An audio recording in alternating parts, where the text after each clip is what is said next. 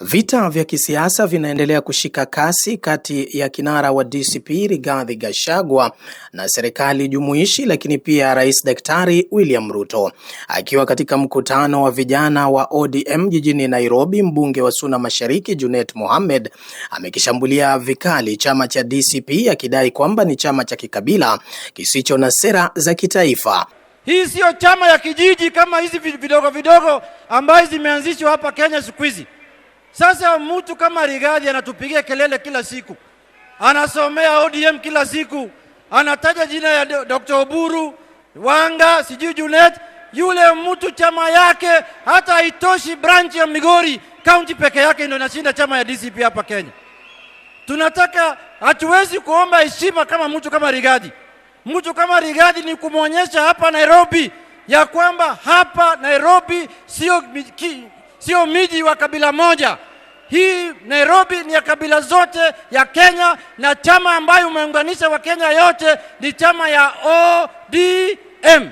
Kauli iliyopingwa vikali na naibu kinara wa DCP Cleophas Malala, ambaye amesisitiza kwamba chama hicho kina ajenda ya kuwaunganisha Wakenya.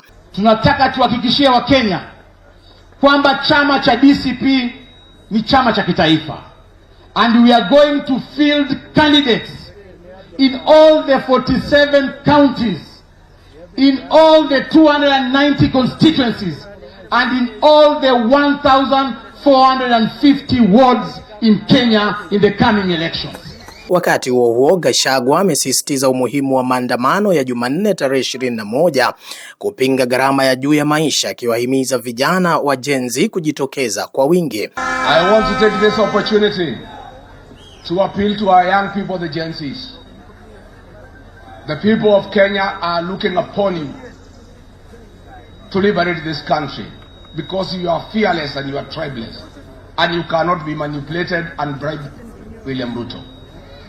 I want to ask the Gen Zs, my sons and daughters, my grandchildren, Kenya, our motherland, looks upon you to save this country. You are the only vote that we know that cannot be compromised.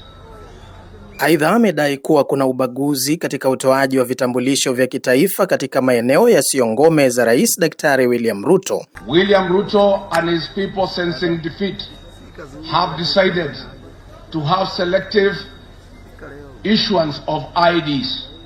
Areas perceived to be against William Ruto, our young people are being denied IDs.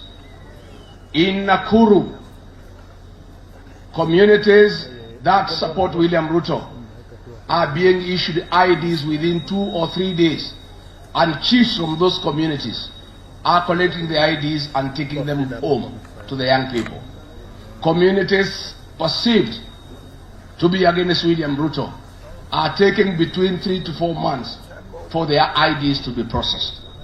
Kuhusiana na suala la bima ya afya ya SHA, licha ya waziri wa afya kupinga madai aliyoyaibua Gachagua, bado anasisitiza kwamba mpango huo hauna manufaa kwa wananchi. SHA cannot work, and it will not work, and it will collapse within 6 months. It was never meant to work.